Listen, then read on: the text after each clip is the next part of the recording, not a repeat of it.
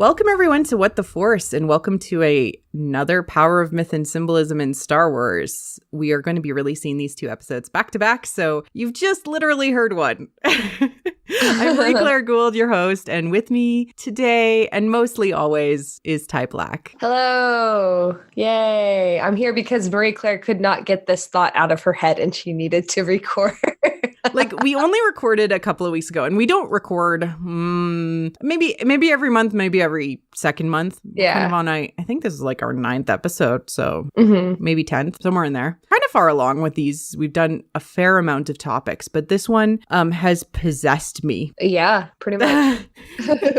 Possessed me. And it was because of the conversation we had last time on Power of Myth and Symbolism about the Minotaur and the Labyrinth, and how Josh Johnson, who came on the show to really talk about this myth, expressed that the Minotaur and the Labyrinth and the next generation of that myth from a sort of storytelling perspective, according to Joseph Campbell, is Tristan and Isolde, which, if you know anything about Joseph Campbell, that was one of his favorite romantic myths. It's really fascinating that he gravitates towards this one in particular, and there's several reasons to do with courtly love, to do with the concept that love is more important than the person that you marry or that you're tied to. And Campbell talks about this actually on Power of Myth with Bill Moyer. So if you're ever interested to see what he has to say, it's just available on Netflix. You can take it out from your library. Like, it's pretty much everywhere now. People have consumed this a lot, right? Yeah. The Power of Myth. I believe it's transcribed online as well. So if you look for it, you can find it. And you can just like Control F Tristan, and you'll find what he has to say on Tristan and Isolde. And so we're going to talk a little bit about this, but we're going to talk about what is considered to be the almost mythology at rhymes of what is this story saying?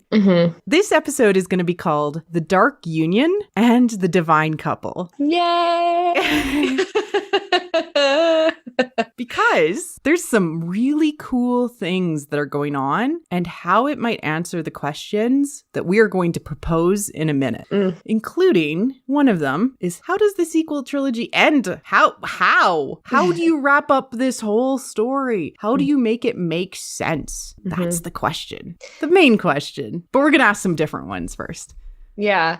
And like, I think it's so funny that obviously this was kicked off by the most recent sizzle reel. The sizzle reel. D23, yeah. And all of the talk that's happened around that, even though it's so funny because we didn't actually get that much more additional footage from it compared to what we got from the teaser that we had back on Celebration.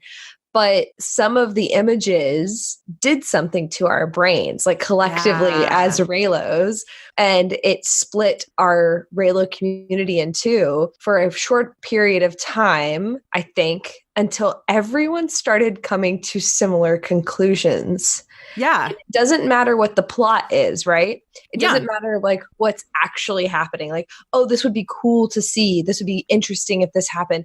At the end of the day, we all kind of collectively came to some weird understanding of what it meant for the characters and what it meant for the saga. And I'm going to say that this episode is very much on the backs of amazing Reylos out there that have been doing meta, who have been thinking about this stuff for 4 years. Yeah, right? Definitely. Because like some of the things we're going to bring up in this episode are the things that are talked about. Oh, hey, that was brought up, but it wasn't brought up ever. I searched a lot. It was never brought up from this angle. And first and foremost, I started asking myself these questions before the sizzle reel came out because of the conversations that you had just listened to on this last episode, all about the Minotaur and Tristan and Isolde. Yeah. Like, I was like, what is it about these myths? What is happening? Yeah, it's not myths? just this, like, it's not just like this dark monster husband idea. It's not just like this Beauty and the Beast, and it's not just about these two people. There's something else going on here in these myths. Yes, there is something else going on, and we're gonna walk the path with you. And this theory has stewed, and thank you, Ty, for bearing with me as I thought through all of the variables and basically iterated it to think through all of the things. And there are still gaps. There are things that I will not be able to tell you, like why C-3PO's eyes are red in the sizzle reel. I have no idea. I'm anxious about it. I will think about it and see if I have the brain power to get to what that could mean for the character. But I don't know yet. So there's definitely gaps. I don't know the plot. I don't know what's going to happen, but I do know the structure that they seem to be pointing to, which is fascinating. Yeah. Okay, so what is our first question that we're going to ask the audience, Ty? This is a good one. This is one that literally is at the heart of the fandom confrontations that we see, where people are like, Kylo Ren is a monster. Yeah, Kylo Ren's the villain. What? Main bad guy. Shock. No, he baby. No. Kylo Ren is the villain, right? He's the supreme leader. Yeah. And the biggest question for Reylos has always been like, well, how do you make him the romantic hero? And Reylos have always been very open-minded to this, just like they've been open-minded. It'll happen.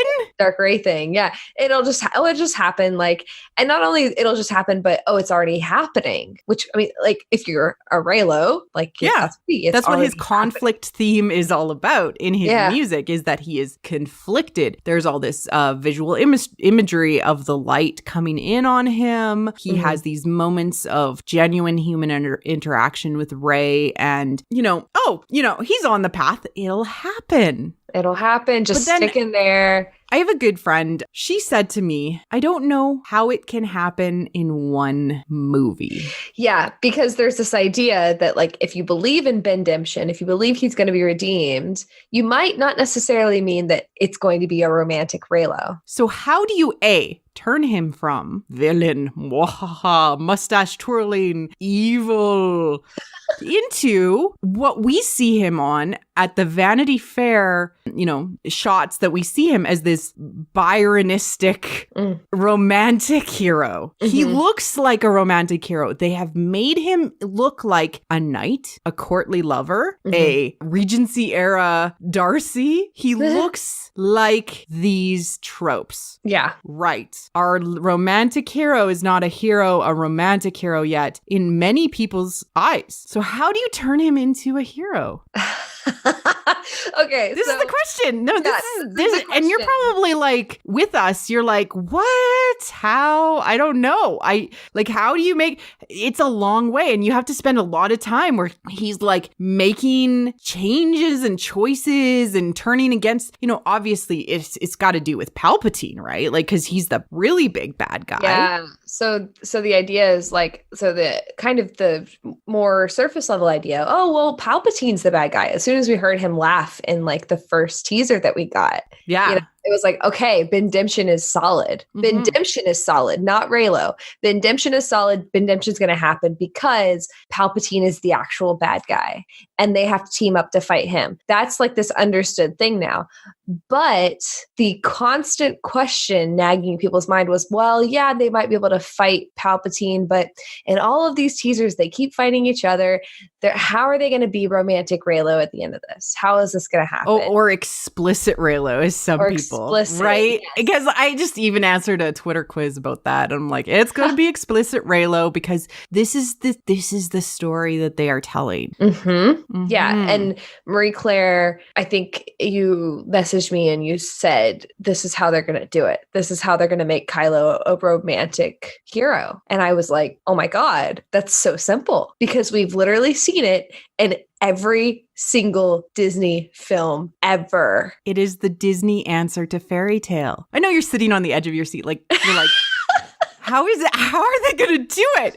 Why are we milking this for so long? I don't know. Dramatic purposes, like Lucasfilm has basically milked this for so long too. Yeah, there you go. Good point. Good point. Okay. So the next question we ask is, what does Palpatine want? Because I see a lot of, Palpatine does these things, right? He does these things. He is always prepared. He sees the future. He has contingencies out the wazoo. He really likes to have, apprentices. My apprentice. That's my best Palpatine. Sorry. Bad. No, he always has these partners because the dark side is lonely and the dark side wants company. Yes. Right? The dark side always wants company. Mm-hmm. And he has tried with Maul and Dooku and Anakin. Mm-hmm. He has tried. He's tried every single apprentice out there Wait a second. No, he hasn't. No, he hasn't. He has not tried every type of apprentice out there. Because the question of the universe, as we see with the symbolism out there in the sequel trilogy, and, we're going to talk about what we see inside of the story itself a little bit in a bit. But if we think about, back to Mortis, there is a woman and a man who are the power of the galaxy that represent light and dark. And Palpatine wants what Palpatine always wants: ultimate control and ultimate power. Mm-hmm. He says it himself, ultimate power. He says that all the time. This is what he wants. He seeks relics. He seeks things. So what does that mean in the Star Wars universe? It means he wants to be the Force. Yeah. He wants to be a god. We know that he can't be a god alone. There is two sides to the Force. There is two sides to the will, and there's the living Force and the will of the Force, the cosmic Force. There's two sides to these things. Mm-hmm. We already know in the sequel trilogy, there are two halves of the same protagonist. So Rey has something unique amongst those two halves. What is it? What is it? Well, I don't know what it is. What is it? I haven't heard you explain it like this, but she's, first of all, she's a woman. Yes. Is that the only of all? No. Yeah, no, she's literally the opposite of Palpatine. She is literally the opposite of Palpatine. Yeah, she's young. She is beautiful. Yeah. She is a woman. Loyal, a woman. Yeah, she cares about life. She cares about life. She is life. Mm-hmm. Who is death in the galaxy? Plagueis. You mean Sidious? I love his name though. Sorry, because plague. Yeah. Yes, but Sidious. I mean, Dave Filoni, George Lucas will tell you that Darth Sidious is the manifestation of the devil in the galaxy. He is the ultimate evil. Mm-hmm. Okay, let's go back to this myth. She's gonna keep milking it. No. I'm going to go back to, what is it about this myth? Because this myth is not just Tristan and Isolde. Right. It's also an offshoot of Tristan and Isolde, Swan Lake. Right. In both of these stories, and in the list we're going to read you because we started just coming up with them and we had to stop because there was too many. Mm-hmm. There is the two intended. In Tristan and Isolde, it's Mark and Isolde who are marrying for power. And what happens is, as Tristan is sent to fetch Isolde to bring to Mark, fate intervenes and they fall in love. Mm-hmm. In Swan Lake, the magician wants to marry Odette. Mm-hmm. Odette is trapped under a curse with all of the other swans on the lake. Mm-hmm. Fate intervenes. She meets the prince, Siegfried. He goes by another name and some other versions of it, Derek in Swan Princess. And they fall in love, really preventing the evil, old, and or magician controlling the feminine. Yeah. So this is crazy because every single iteration of this story, of this myth, the person, the individual that wants to marry the heroine, mm-hmm. like you just said, is evil, is a magician, or old, or old, or all three, or some combination. It is the evil old magician. Yeah. And with Palpatine, he's all of them. Literally all of them. And I think that's kind of how you came to this, because what does Palpatine want? And if he is an evil old magician, he wants to marry the young maiden to control her power. Yeah. And before, because when you first told me this, I literally thought you were crazy. I was like, Marie Claire's lost it. Oh my God, she's totally got off the deep end. I'm Just sorry. kidding. But the mythological parallels are there and they don't lie in Star Wars. Because the question has been for so long, why Palpatine? Why is he coming back? And I said this to somebody, I responded to them on Twitter recently. I was like, well, because Palpatine is literally the dark side. Like he represents everything about the dark side. Of course he would be the ultimate villain. But he represents greed and control. Yeah. That is the dark side. But it goes even further than that. It's not just like him representing the dark side is great from a story perspective, but from a mythological perspective, how does he affect Ben and Rey? And there's been this idea that for a long time that he wants Ben. No, everybody thinks he wants Ben, but I don't think he wants Ben at all. I think he's annoyed by the Skywalkers. I think he has discarded the Skywalkers like he discards every one of his former apprentices, and he is finally trying something new. Yeah, Anakin was too much of a pain in his backside. He's like... He couldn't even keep his limbs on. Anakin killed him. If Kylo's like this reincarnation of Anakin in a way, if that is symbolically or literally, he doesn't want him around. Exactly. He's in the way, and fate is putting Kylo in the way of the dark, evil old magician from getting his bride. Yep. So let's go through the list, because I think it's important to tell these were just us brainstorming today. Yeah. There's a lot more than this. Yeah, there's a lot more. Isis, Osiris, and Set. That's one. We're going to pull that one back. I'm going to bring that one back because... Yeah, that one needs a lot of explanation because it ties into reincarnation as well. Beauty and the Beast and Gaston. Gaston being the evil guy that wants to possess the maiden. I've seen Beauty and the Beast be brought up. We brought it up. We brought it up in our fairy tale episode, but we never talked about who Gaston is. No. We never thought about that. No, because it didn't matter at the time. It was like, oh, this is Beauty and the Beast. This is about the woman and the monster husband. Like, no, but it's about the control of the feminine and the beast, the potential monster, is not actually monstrous. He's just in disguise. He's under a curse. Yes. Right? He has to learn. He has to learn. He has to grow up. Yeah. Beauty and the Beast really does follow this trope, or this concept very well. Yeah. Dracula follows this as well. Dracula seeks the maiden that is reborn from his former love, and she falls in love with the young gentleman.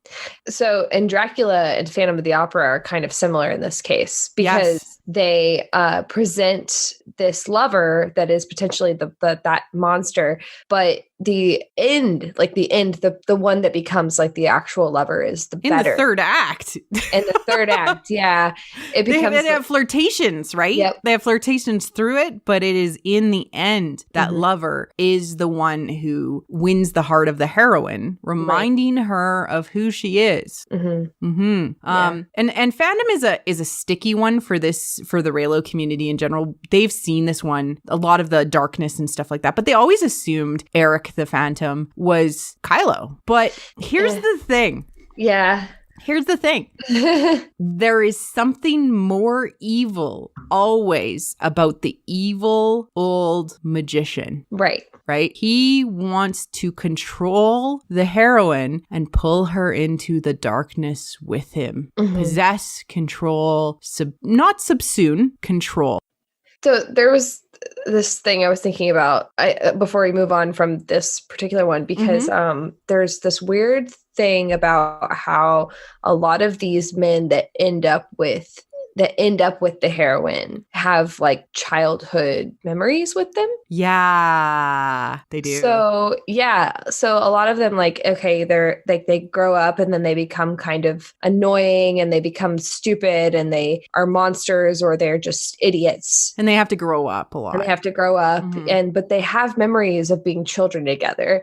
And so I wonder if there's going to be kind of a explanation of how Kylo, or, how Ben kind of said, what girl, that all of that, maybe that'll come out in a childhood memory of seeing each other. And that connection will be established to give us that, hey, I knew you when you were a child. Yeah. Or they had dreams of each other. Yeah. Yeah. Anyways. No, that's great.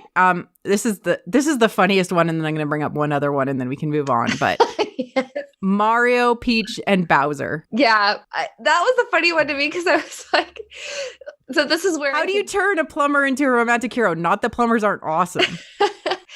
This is where I think that people are going to have an issue with this trope because Mario is always used as a, like, we shouldn't keep doing this to our heroines. Like, you shouldn't have to just pass a bunch of levels to deserve the heroine, to deserve the princess, right? But she becomes a hero of her own in later games.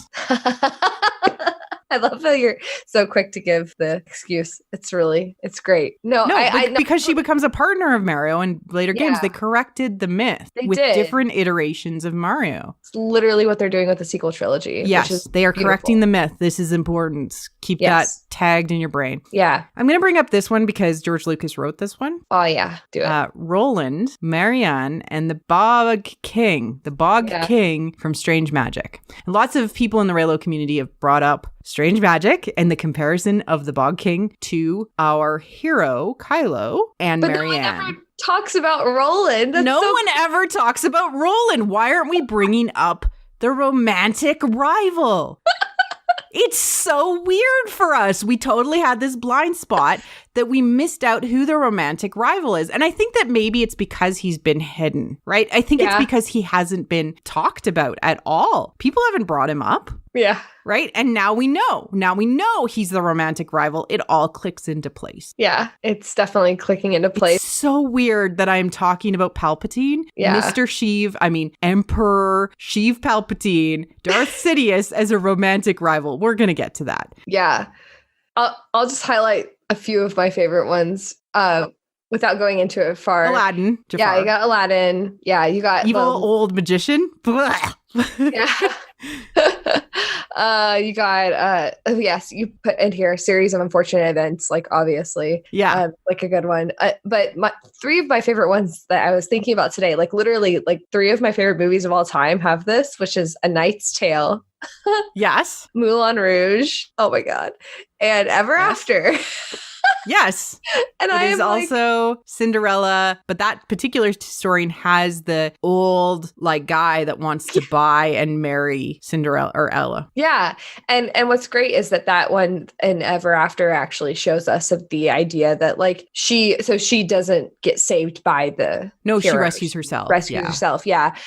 So it kind of goes back to my idea in my head that this will be a Ben and Rey saving each other from Palpatine, and Ben is justified. He basically becomes the romantic hero through his act of saving her, but she also will save herself because they're going to need each other. They're going to need each other because they are together. They are the divine couple. In these stories, they are the couple. They are the couple that is being tormented by the evil old magician. Okay, so I'm gonna set the stage, and I'm gonna say at some point, because Star Wars is not above monologuing, especially Darth Sidious level monologuing. Phantom Menace, we will reveal ourselves to the Jedi. At last we will have revenge. Sorry, that was my Maul. They sound all similar to me. I'm sorry. But no, he's talking with Darth Sidious, Maul, and they're like, we're going to reveal ourselves. Yes. They talk about their plot in front of the audience. Yeah. So imagine Palpatine. We see him, we see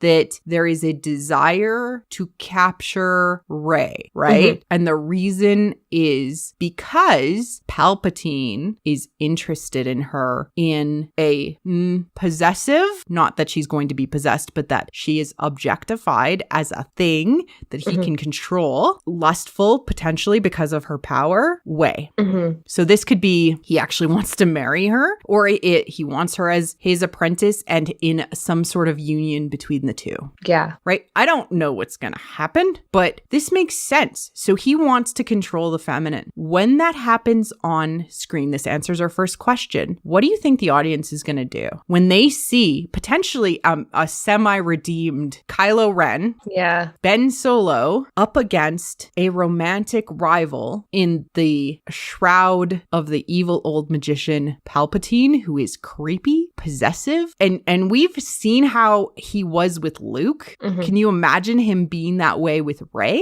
We saw a glimpse, and this is where my argument that the throne scene with Snoke is actually just foreshadowing for what we're going to get with Palpatine. Yeah. We saw a glimpse of what that would be like for the audience to experience this creepy old man desiring young Rey.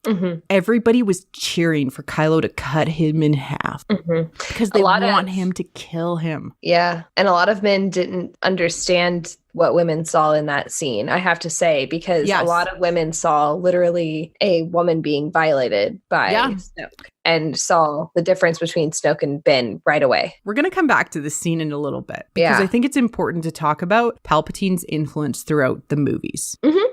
Do you think that we've covered that this myth is like one of the most popular storytelling structures in fairy tale, especially? Yeah. And I want to say, like, to kind of go back to like where it comes from and like why the Tristan and Isolde and why the Minotaur myth are so important is that, like, for men, this is going into what do I need and why do I need it and what is my purpose in life. And like Kylo has this thing constantly, what is my purpose? Like Kylo doesn't, this is one of the things I told you on Messenger when we were talking back and forth about this, was that, well, it fits because one of the other reasons, one of the many reasons why it fits is that we know that Ben doesn't want power, right? No. Ben is not looking for ultimate power like Palpatine always was.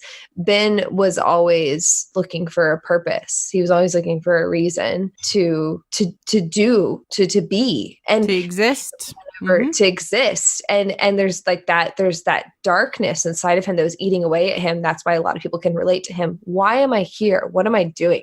Like, why do I exist? Why are my parents this way? Why do I feel different?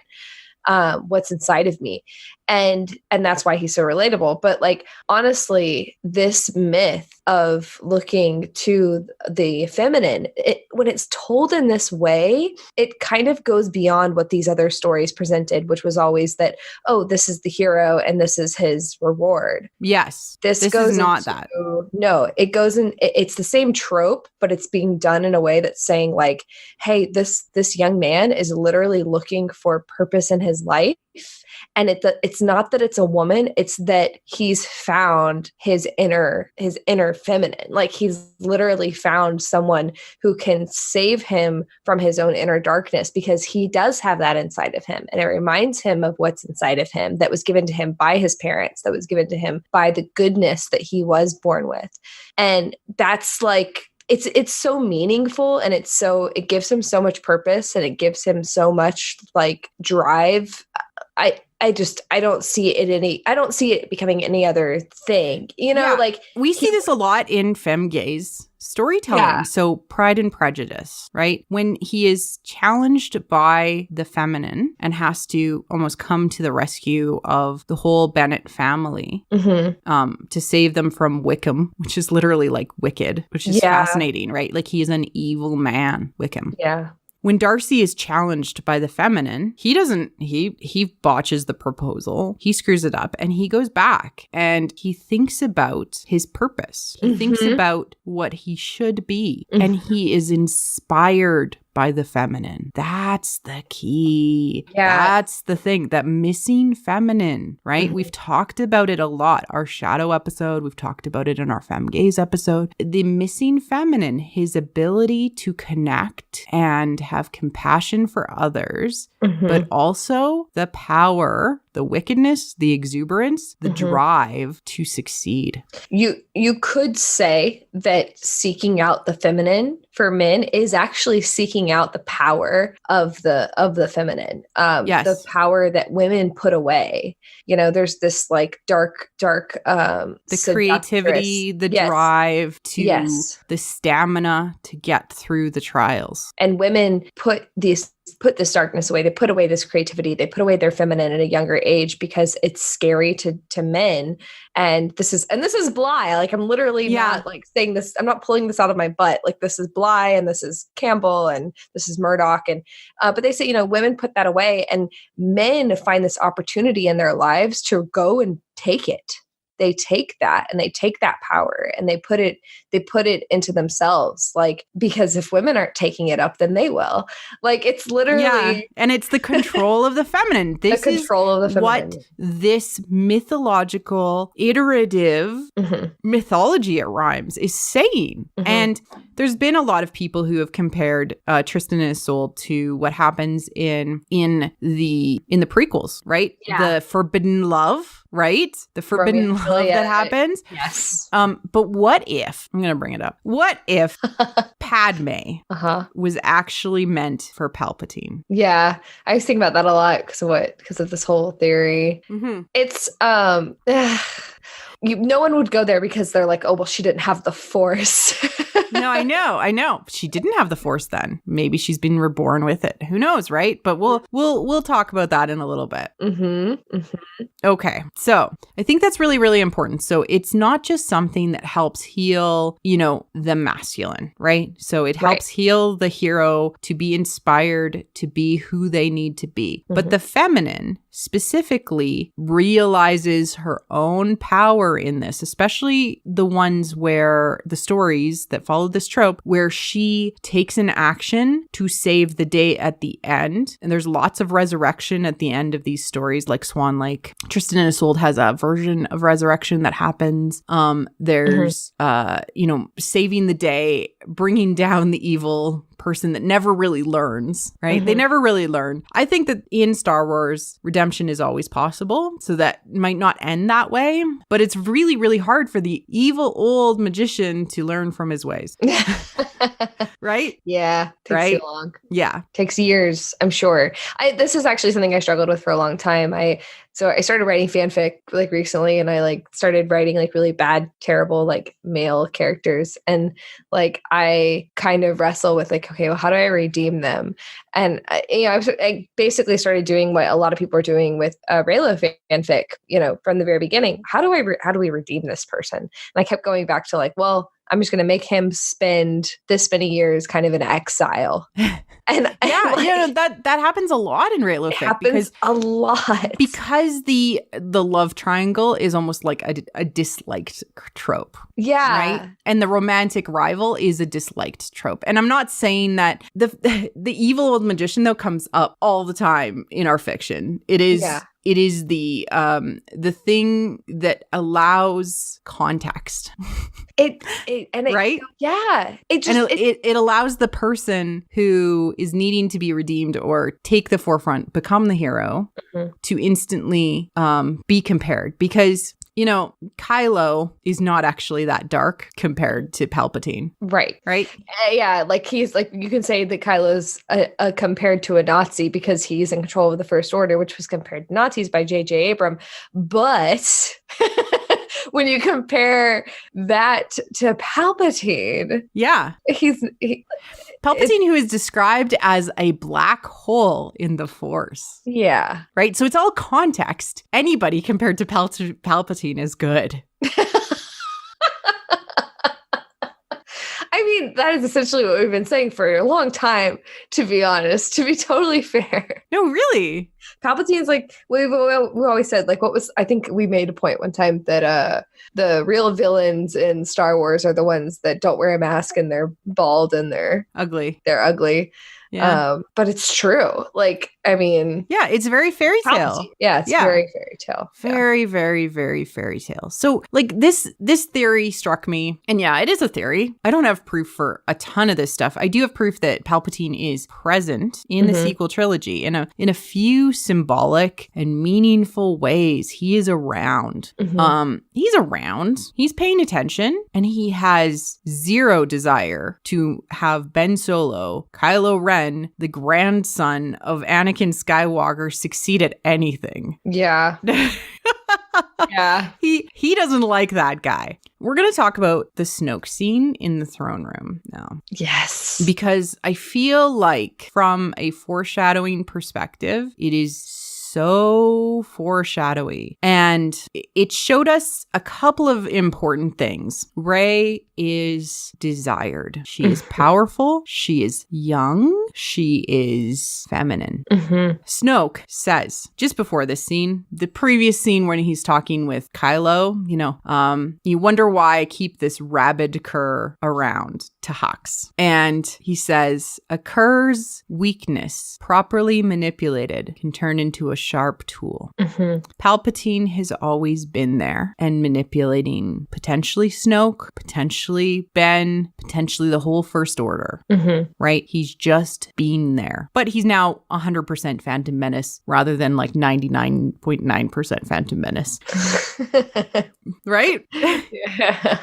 Okay, so Ben shows up with Rey and Snoke's like, good job, young apprentice. I knew it. You came around even though I bridged your minds. And he drags her across the room with the Force and he touches her face in this very possessive. And women specifically saw this scene as violation, right?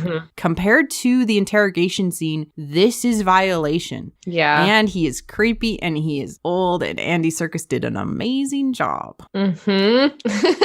He says a couple of things, and I want to listen to that scene. Ooh, let's do it. You ready, Ty Black? Yeah, let's do it. I can hear the theme music already. Come closer, child. So much strength. Darkness rises and light to meet it.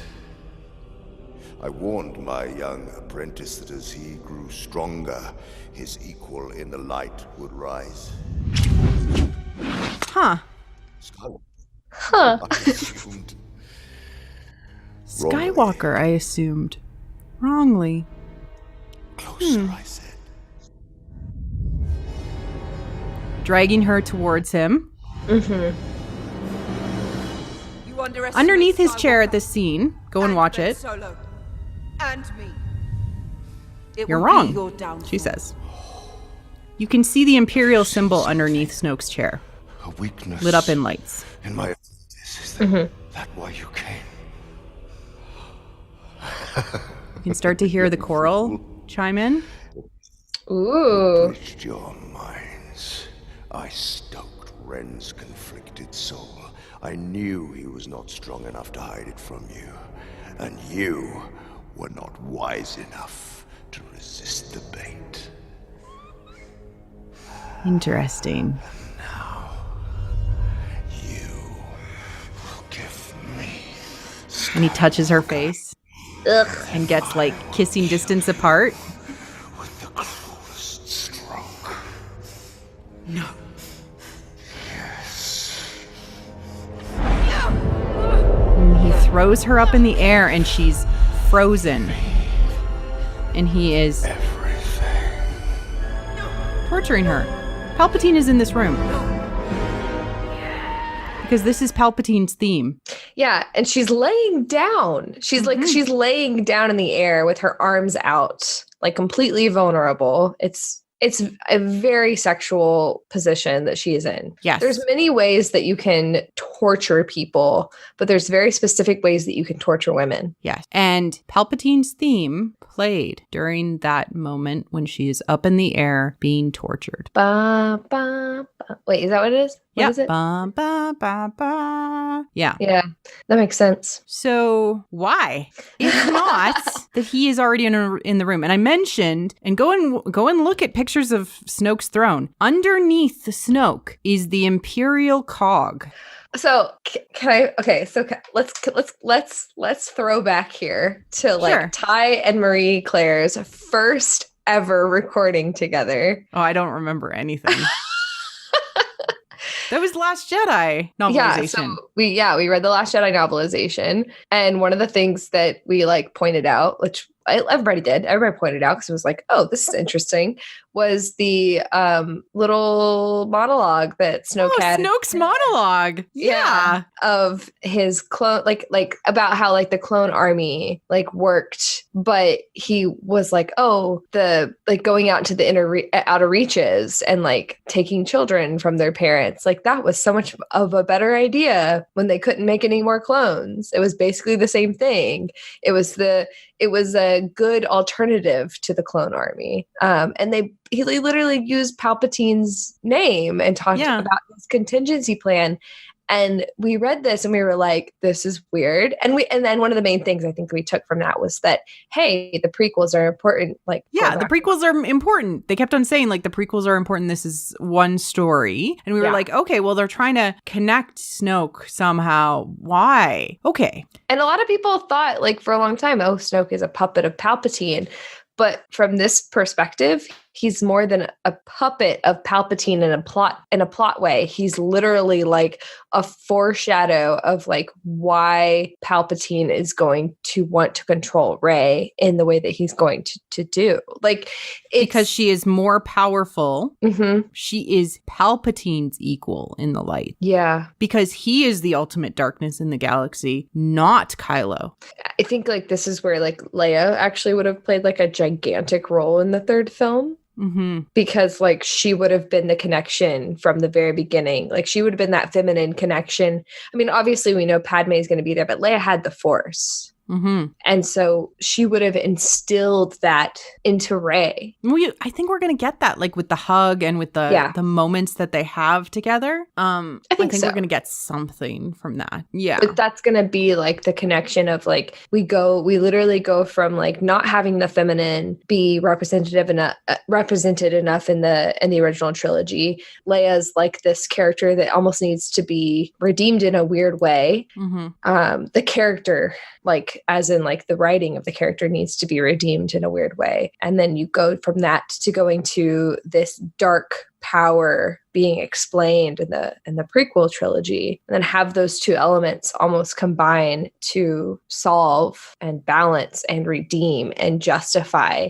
everything from a story perspective to a meta perspective. It's like it does everything. It fixes the missing feminine in the characters. It fixes the missing feminine in the saga. It fixes the missing feminine in the story and in the fandom. It brings back the missing feminine, right? Mm-hmm. It is fundamentally important to like acknowledge that that's what they're trying to say, is that they're trying to do what myth does, which is retell the story for a new generation so that they can try to iterate it and make it better and more apropos for the day. Absolutely. And they're not doing it through like weird political messaging. They're literally telling a fairy story. It's a fairy tale. It's like literally like it goes back to so many classic fairy tales. Like fairy tales are just telling the same story over and over and over again. Like that's all it is. They're not telling us a political message. They're telling us something that we need to know that's really important, that's been passed down throughout all of time. Yes, which is that, and we talked about this a little bit in the Minotaur episode, that the Minotaur myth was co-opted by the patriarchy. Yes. And in some ways, we need to go back and re-remember our stories differently to enable ourselves to change. And this brings me to the Isis and Osiris myth, which is the same story again. Yeah. With a fun reincarnation twist. Yes. So Osiris is the king of the netherworld. He makes the decision on whether somebody will end up in kind of hell or reconnecting with the divine and joining the source. And in the source in Egyptian mythology is basically the Force. It's the prime power. Mm-hmm. That was the Cliff's Notes. I'm sure we'll get back to it at some point. Set, his brother, the representation of evil in Egyptian mythology, is jealous of both his power and the fact that his wife, Set's wife, pretended to be Isis and slept with Osiris. Betrayed him, right? The betrayal factor is heavy on the evil old magician's mind. He is constantly feeling like he is betrayed by the young maiden. So Set kills Osiris, just kills him and locks him into a coffin and sends him down the Nile. He is still kind of alive because gods never really die, but he's in a coffin. Isis finds him and brings him back to life. Set kills him again. It's like, that wasn't good enough. And cuts him into 14 pieces and spreads them all throughout Egypt. Isis collects every single piece. And to put him back together, she needs to remember his physicality and who he was and what he was all about to pull him back together. And she removes his penis in this. Because it was sacred and there was he needed to be remembered differently, but he is more feminine after he is remembered, right? Okay. This is all symbolic, guys, as all myth is, right? So yeah. But the important thing about this myth is two things. The feminine pulls him back together, right? He was missing in pieces, and the re-remembering you in a different way is what's important, is how we use fiction and story to remember ourselves differently and thus change from a collective unconscious perspective. Expound. Okay. Telling the same myth again and again for a new generation allows us to correct the mistakes of the past and be remembered, i.e., see ourselves differently. It is how we grow as humans. So, as humanity. I love this aspect of it being a part of Kylo's journey to remember who he is. Who he is, yes. But also, this ties into reverse Anadala. Yeah. So can I like point out though, like what I always go back to again? Sure. Like, yeah. So like, just like I said earlier about how like Kylo doesn't want power. What I was eventually going to get to, which this is Did I interrupt you? I'm sorry. No, you didn't. I kind of forgot my train of thought, to be honest, but because I do that. But because now that we have this Osiris myth in our heads now, Kylo is obsessed with like I said earlier, he's obsessed with like purpose. Like, what is his purpose? But we also know that he gets to see the past and like a lot of visions that he has, or at least it's implied that he sees the past in a lot of the visions that he has of Rey when they touch hands, or maybe not when they touch hands necessarily, but he does tell her in the elevator, I saw who your parents were. I saw your past. I saw your past. That. Yeah. And then he says like, what girl, as if he's met her before, as if he's seen her before, like he's had visions of her before. Like there's this connection that he has to the helmet, to the past. And there's this idea of like the sins of the father, which is something that's very male oriented. Like, is he going to commit the same sins as his father or his grandfather? And what we keep seeing with Kylo in this pattern is that he wants to know the past. He wants to know his past. So by gathering pieces of him, Rey is helping him to find his past. So C-3PO, R2-D2, the helmet, conversation, something from Leia, right? Gathering the memories of who he is. And we have to say though, because like this is Anakin is what we're getting at. But it's also telling him that you don't have to be like Anakin. Yes, you are not Anakin. We're going to remember you differently. Right. You can correct that. You can fix that. You can be your own person. You don't have to go down the same path. And even if you have gone down to the same path at some level, like you can always fix that now. Which is so hopeful. It's how redemption actually happens, and resurrection from a spiritual sense. Yeah. You remember yourself differently. And it's very Buddhist. It's forward from today. You remember yourself differently. That's so powerful. That's beautiful. That's the only way anyone can overcome their past things that they've done. You remember it differently. Yeah. So I do want to bring up kind of a couple of the Darth Sidious other influences that we've seen kind of in the sequel trilogy, and one EU reference that I just want to read out. So there's a Legends comic called Dark Empire, and this happens kind of after the Thrawn arc of the EU. So this I'm pulling out this Legends thing, but there's a prophecy. It's and huge. Part of the prophecy refers to a Jedi killer who was, as we know, the original name of Kylo. How do we never see this before is like beyond me. Yeah, I know. It's crazy, right? Yeah. So the part of the prophecy says a Jedi killer wants to tame her. The dark side lord comes to claim her. What the fuck? She must battle, join against this thief, or dynasty of all Jedi will come to grief. Claim is such a word. It's so obvious. It is, claim is literally, I want to force a young woman into a situation that she does not want to be in. She is an object. Come to claim her. That is, like, literally, there's no other meaning behind it. It gives me the heebie-jeebies because it's the Dark Lord, the Dark Side Lord. There's one Dark Side Lord. Yeah. Right? There's one.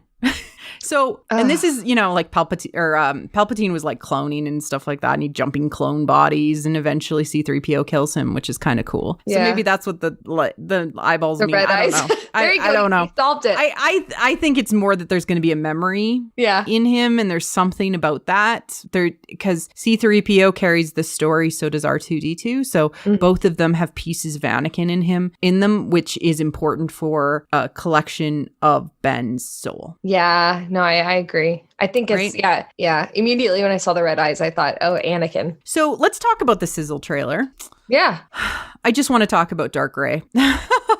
Yeah, that was going to be my big, the last thing I wanted to bring up as well. There's a few kind of other things to do with kind of some other little bits and bobs that I want to bring up. But let's talk about her. So she is... dark, looks robotic to me, paler skin. She definitely learned how to contour. Yeah. She went back to the space Sephora, got the full package. And she's in a dress. Yeah. She is the ultimate representation of feminine power. Yeah.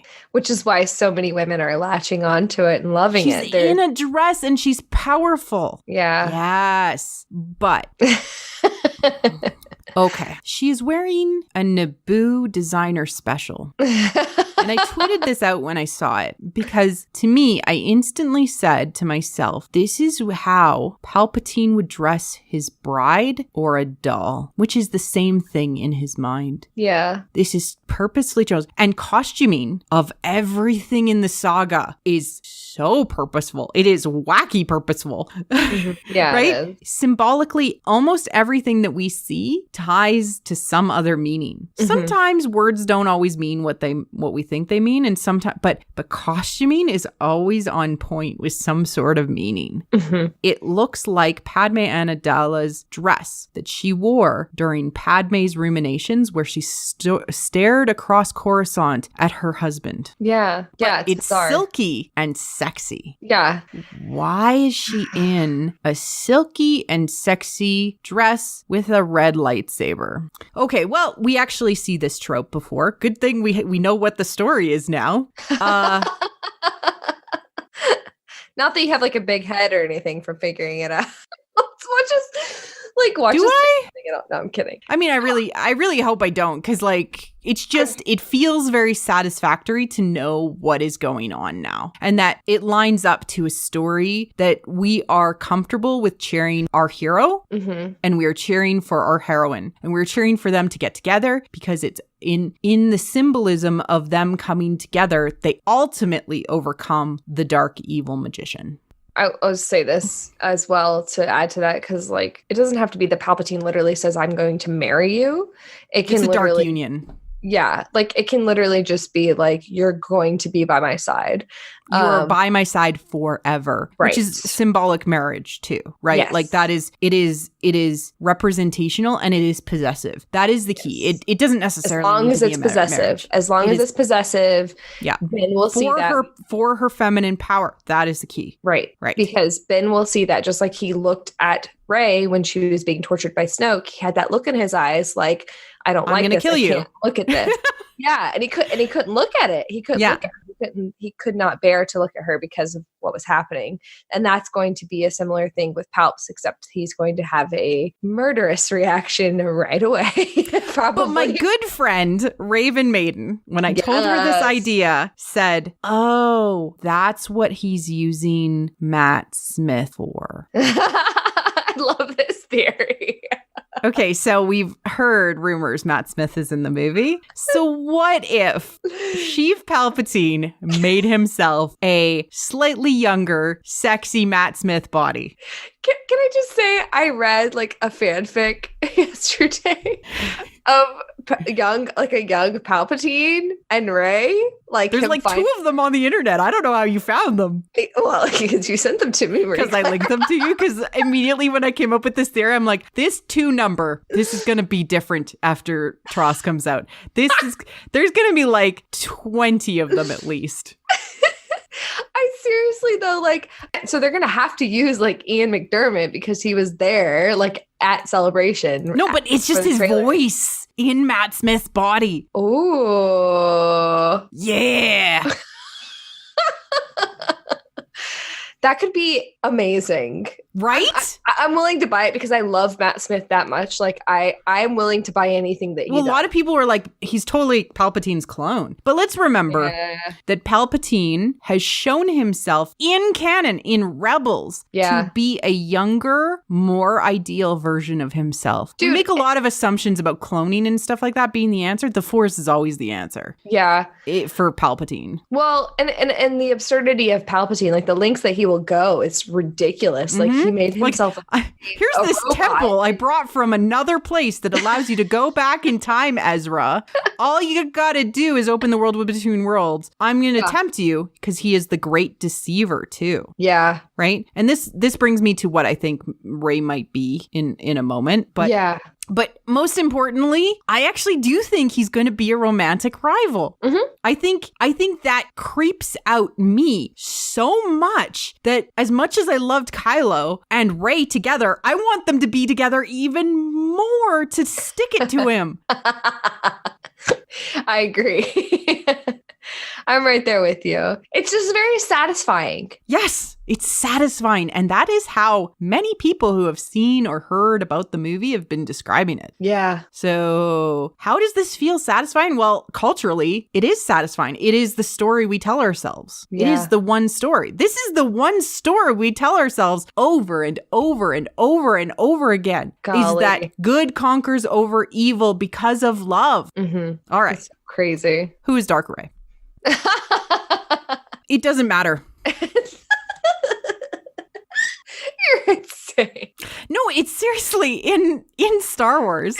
It doesn't matter, because if she is symbolically her shadow, something she sees in a mirror, like Phantom of the Opera showing Christine the mirrored version of herself in the bridal dress, and she faces the sexual desires to be with the Phantom, etc., and that power and that comfort of never being alone, because that's what he offers her. He offers her never being alone, right? Which is important to Rey, because that is the thing that she desires the most, is to be understood for her power, and so comforted, understood. The darkness understands you, Rey, because the darkness is feminine. Mm-hmm. And, that's what the Phantom says to Christine. The darkness understands you. Stay with me in the darkness. So mirrored version of Rey. Vision, something. Black Swan version of Rey. So Swan Lake, again, is a offshoot of Tristan and Isolde. The Black Swan is the Dark Magician's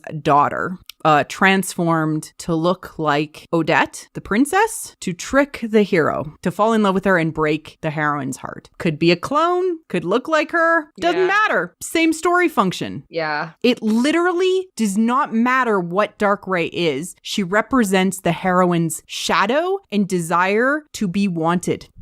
But it's not necessarily for her. Yes, it's not necessarily for her. In Swan Lake, it was for the hero to be tricked. Right. Right? And in Phantom of the Opera, it was to face her darkness. It was to face her darkness. And desires.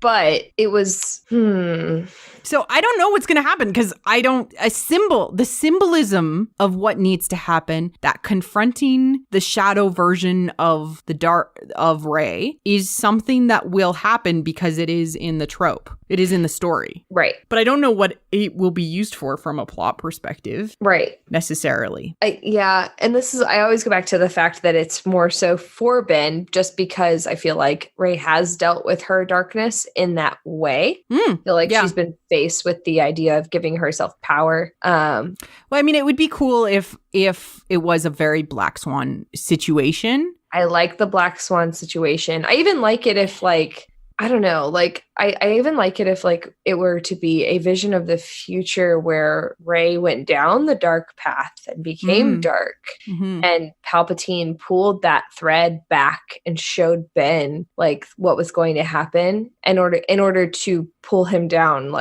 Well, and the thing is, Palpatine wants to discard Ben. And this is important. He wants to trick Ben. He wants to trick him or discard him or get rid of him. And this is a common thread in the, Dark Union storytelling. I'm using that as the name for it because it's just so common. There isn't even really a name for this. Right. Three-way dark magician, wants the maiden for her power. Yeah.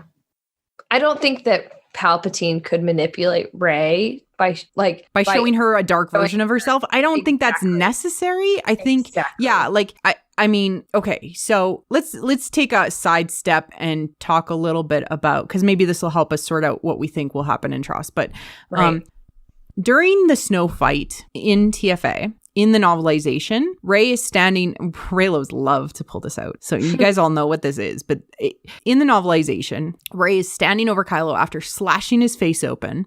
And she has this swell of power. And she hears clearly in her head, kill him. Who says that? It's obviously Palpatine. Palpatine has said it twice before. Yeah. Every time he's about to take on a new apprentice.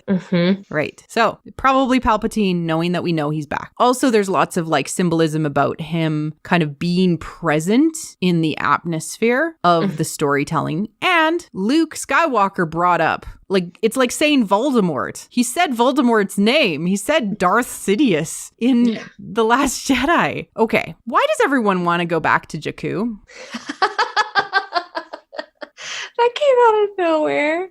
Wait, are you going to bring up the whole, the observatory? No, I'm actually just going to talk about why Rey doesn't want to leave. You think Palpatine's manipulating her not to...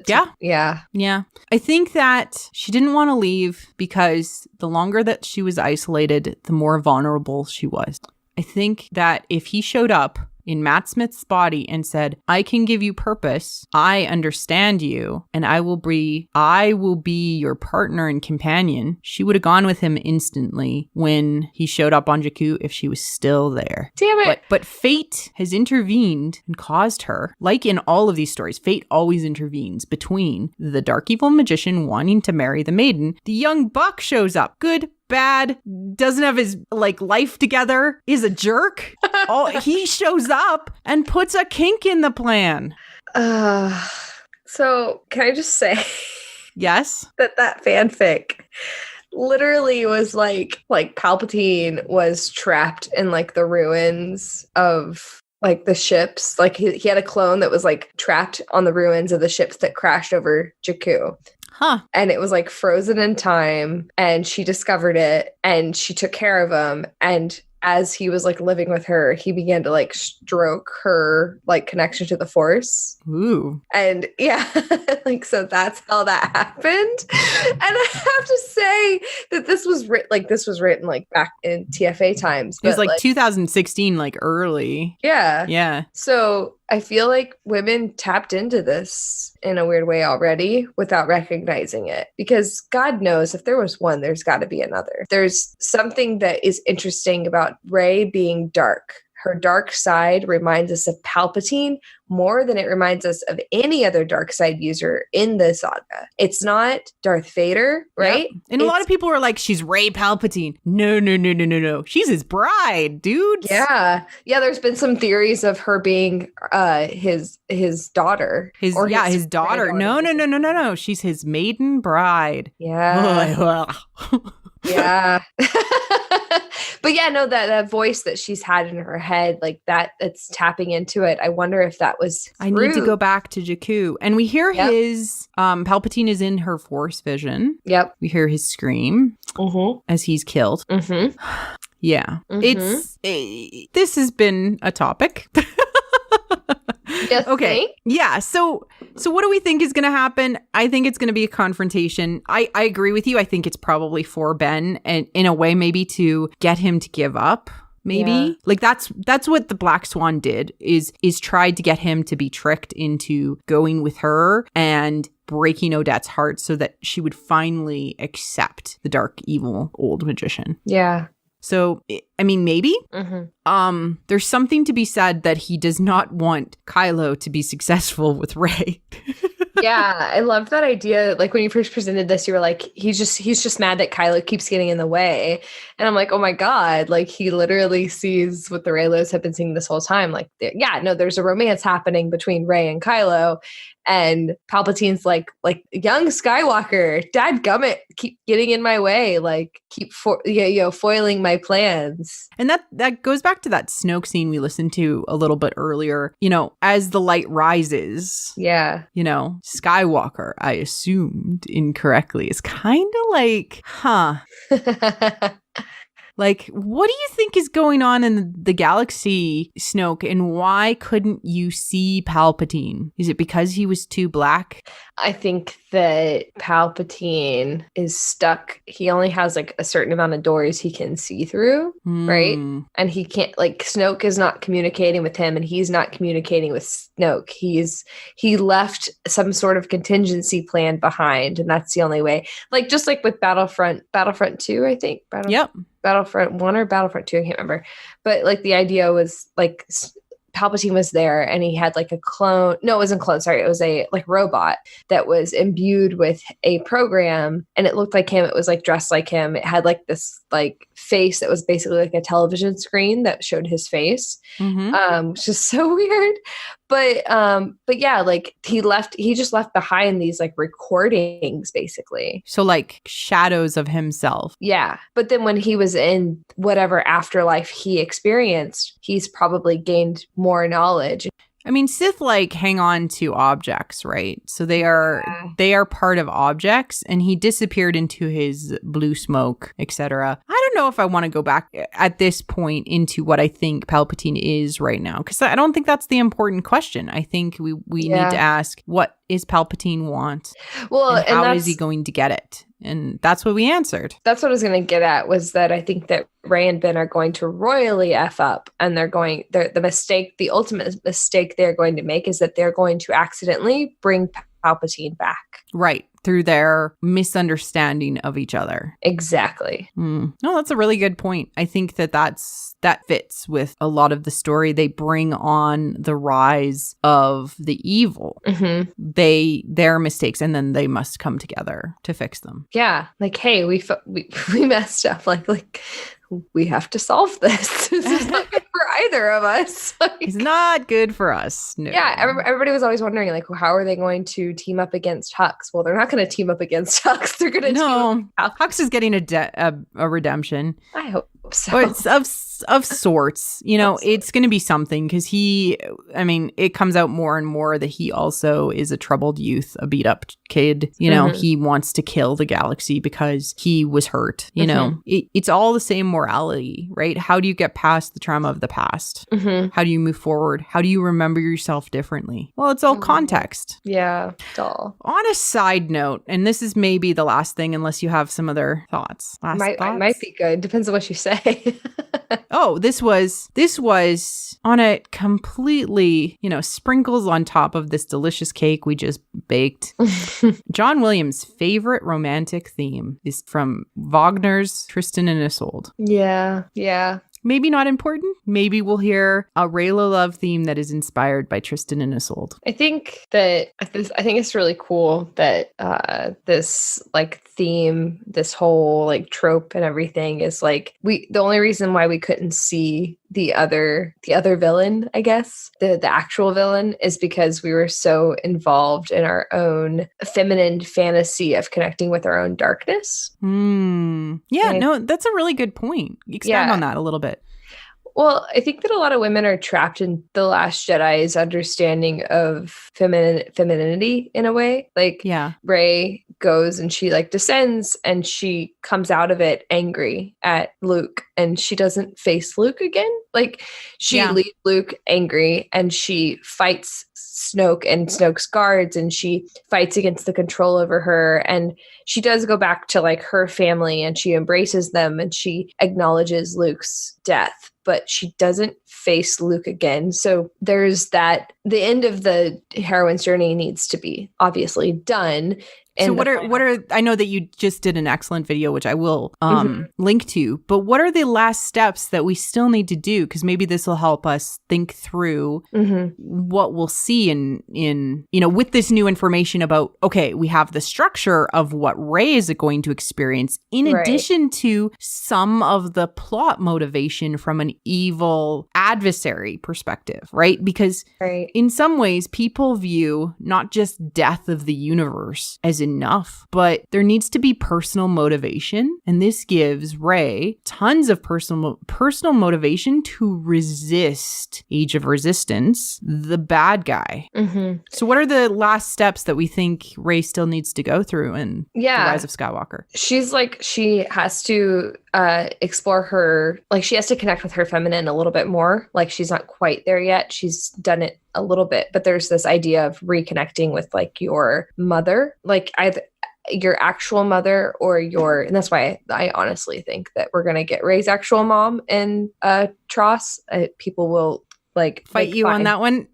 Yeah, like I don't care. People can fight me every day. I don't care. I think she's gonna meet her mom. Like the key is that it could be symbolic, right? So it could be. I also think she learns about her mother in a way, and so understands her mother. I've also like kind of developed my theory of like, well, maybe she meets someone who knew her mom and tells her about her mom. So that could be. That's also that also fits the need of the story. Yeah, too. So that could fit like Carrie's character. But then she has to come to terms with that. She has to come to terms with like her mom was her mom and her mom did this and that. And like, no matter what she does, like she's going to have a part of that inside of her.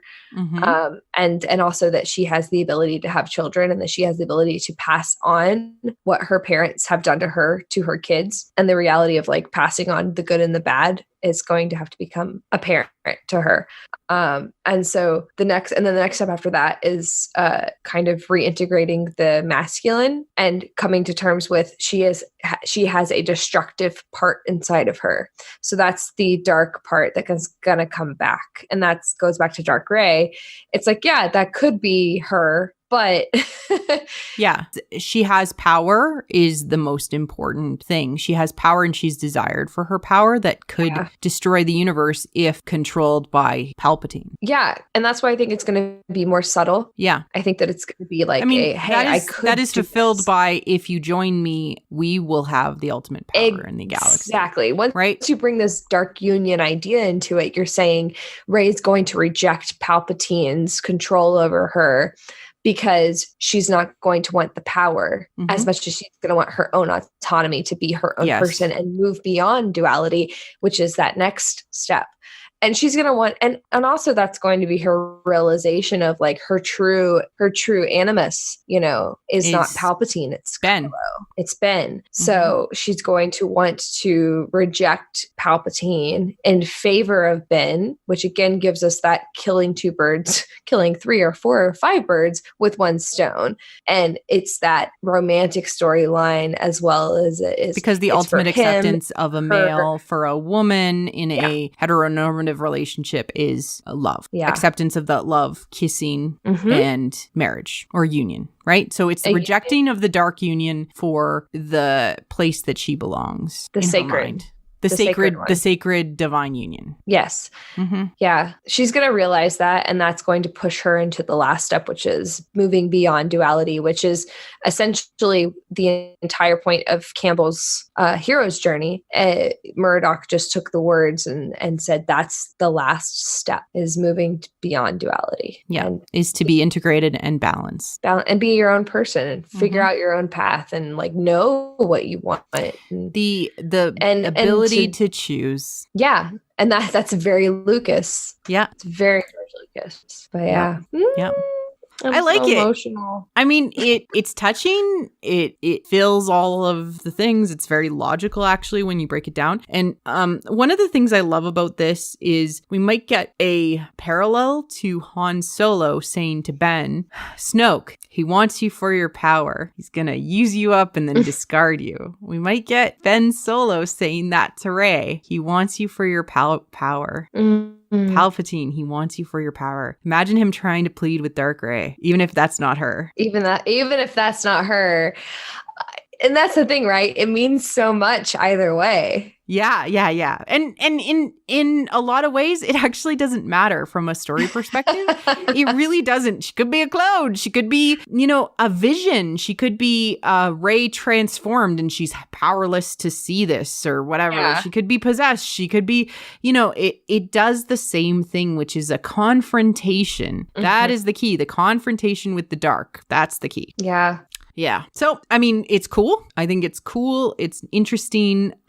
We get a lot of potential from a forever, memory perspective of what this whole saga means, which is it's about love. Yeah. And it's about love. This is a really great follow-up to almost every single one of our episodes. Yeah, definitely. It like combines everything that we've ever talked about. I know, except for Mines, but hey, if it happens on Mustafar and then suddenly out of this success and the lifting of the sickness of the galaxy, i.e. Palpatine, it causes a rebirth to happen of all of the mining planets. I was going to say, we basically brought up Mines because first of all, you brought up Jakku. And second of all, we'll talk about Vader Immortal sometime after the second one. Wait, the second one comes out before? Yeah, we don't know when it comes out. It's not been... we don't know the release. Well, the next... Yeah. Yeah, the next episode. We also still have more comics as well. Mm-hmm. Tons and tons of stuff to talk about. Yeah, for sure. I mean, we're putting our flag in the sand, I guess, and saying this is what the mythology is telling us. Mm-hmm. Which again, this is why Joseph Campbell's favorite story is Tristan and Isolde. Why? And if you want to bet that George Lucas and Joseph Campbell talked at the Skywalker Ranch about this myth, I would bet money on it. And about what it meant, which is the missing feminine regaining power. That's what it is all about. Yeah. Love over required union. Yeah. Fini. All right. That's it. That's what we've got. All right, Ty. Thank you. So funny. Again for coming on the show and helping me do this and getting this out of my head. I feel so much better knowing it's out there in the universe. Yeah. I'm glad we did this in a somewhat decent amount of time. I'm kidding. I would stay with you for another hour if that's what it took. No, I know, but I think we did it very successfully. Yeah, I think so too. Yeah. Yeah. Where can people find you? Twitter at @black_TYM or on YouTube at Wit and Folly.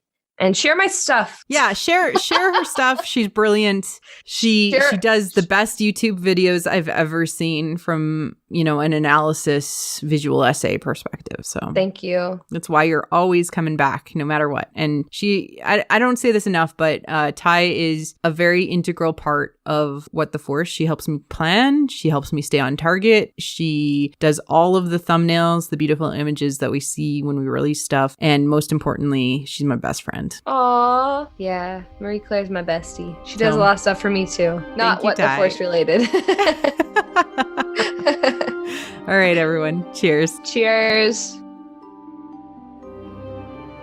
Thank you for listening to What the Force. I'm Marie-Claire Gould, your host. Our music is the What the Force theme, orchestral music by Christy Carew. We have a Patreon at patreon.com/whattheforce. We like to thank all our patrons, especially those who love What the Force, Night Huntress in Wild Space, Susan, Kathy, and Cassandra Corvid. We are available on iTunes, Google Play, and other podcatchers, including YouTube. If you would like to support the show in other ways, please leave a 5-star review on iTunes. You can connect to us on Twitter at What the Force Show. Feel free to reach out and start a conversation. Cheers.